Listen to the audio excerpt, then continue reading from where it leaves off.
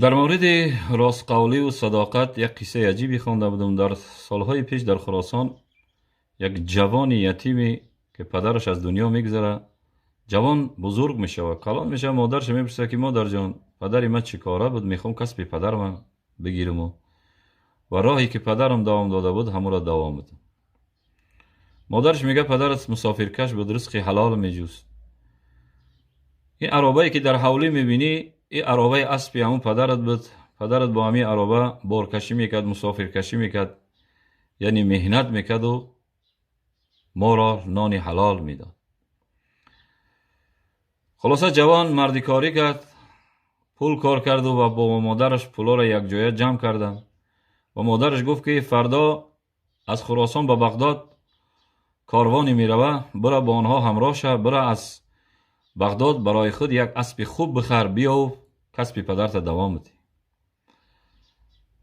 جوان صبح بلند شد، نماز بامداد چخاند و وقتی که بر مسافرت برآمد مادرش گفت که بچم این سه نصیحت در گوشت آویزان کن، هیچ وقت دروغ نگو، خیانت نکن و نماز در وقتش بخوان. خلاصه جوان آمد در کاروان داخل شد، با همراه کاروان مسافرت برآمد.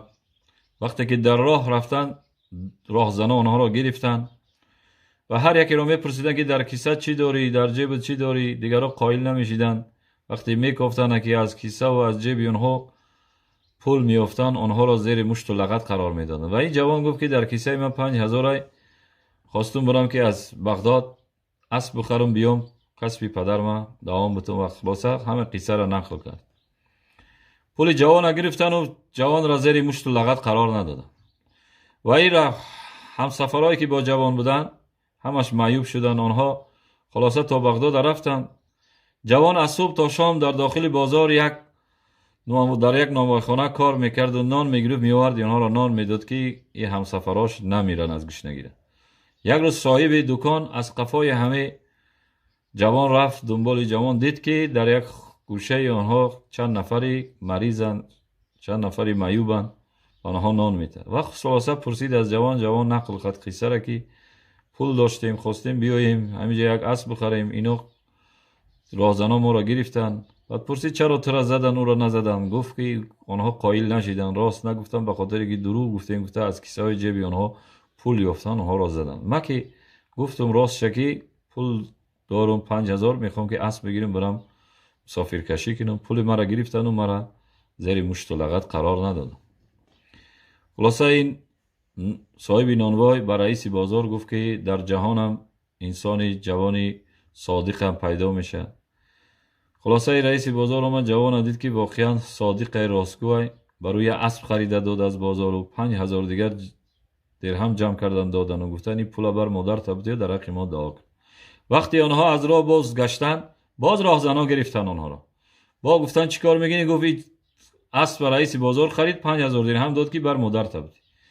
باز آوردن این جوان پیش سردار راهزنا، گفتن یک جوانی که این طرف گرفته بودیم 5000 درهم داشت قائل شد، از این طرف هم 5000 درهم داره، یا اسب با قائل شدی یا دیوانه یا راستگوه. خلاصه جوان پیش سردار راهزنا آوردن. راهزن از او پرسید که چرا تو یا راست میگو یا که دیوانه؟ گفت من دیوانه نیستم. وقتی که به سفر برآمدم مادرم گفت که بچم نماز در وقتش بخون، دروغ نگو، خیانت نکن. الانم اجازت بتین وقتی نماز شده من نماز بخونم، بعد صحبت میکنیم. خلاصه جوان وضو گرفت رفت نماز شخوند. هر وقتی که سردار راهزنا بر او نگاه میکرد و گریه میکرد و گفت که تو که مادرت تو را گفت که دروغ نگو، خیانت نکن، نماز در وقت بخوان، تو فرمان مادرت در زمین نگذاشتی و بس فرمان مادرت سرکشی و نافرمانی مادرت نمیکنی. ما را که در حالی که خداوند بر تمام بندگانش فرمود است که اقیموا الصلاة، در 83 جای قرآن فرمودن که نماز بخونید، راهزنی نکنین، دزدی نکنین، غری نکنین، در حالی که ما این همه این دستورات خدا را در زمین گذاشتیم و بی‌پروایی داریم و سرکشی میکنیم و نافرمانی خداوند میکنیم. وای بر حال ما، خوش به حال تو که از مادرت گوش میکنی. بعد رازن طرف لشکرش نگاه کرد، گفت که از همین رو رازنی بس، هر کسی تون اگر ببینیم رازنی میکنین، دزدی میکنین، گردن تون میزنم. از همین روز غسل میکنین، وضو میگیرین، دیگه نماز سر میکنین، دیگه نماز قضا نمیکنین.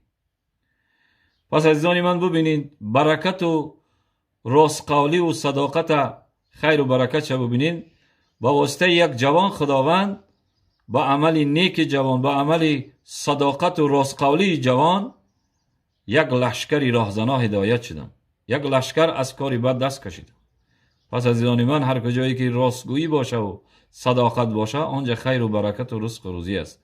خدای تعالی دعا کنیم فرزندان ما و شما را و ما و شما را پروردگار از جمله صادقین و از جمله راستگویان بگرداند. آمین و رب العالمین.